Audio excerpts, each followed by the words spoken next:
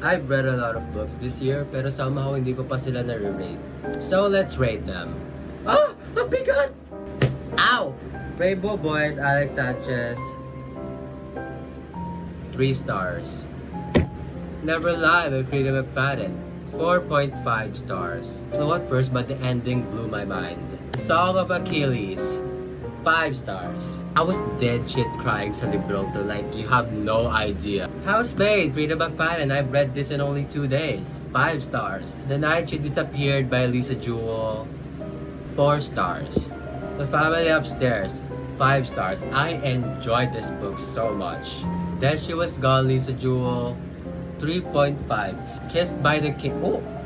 I didn't know may binasa ako ganito. Nevertheless, 3.5 stars kasi madami pa silang pwede ilagay. Pero Story of Youth 24C, 3 stars kasi they're too soft. But Yana Section E, Yana Section E, Book 2 Part 1, 2 stars. I was bored. Yana Section E, Book 2 Part 2, 3.5. Lastly, A Little Life by Hayao Nagihara.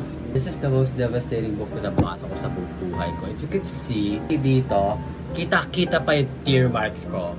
I remember the pain na binigay sa akin ng librong to. Tiniis ko to ng 3 months. It was the most devastating 3 months of my life. Pero nevertheless, but yeah, if you're going to ask me kung ano pinaka-favorite ko book, I would choose this.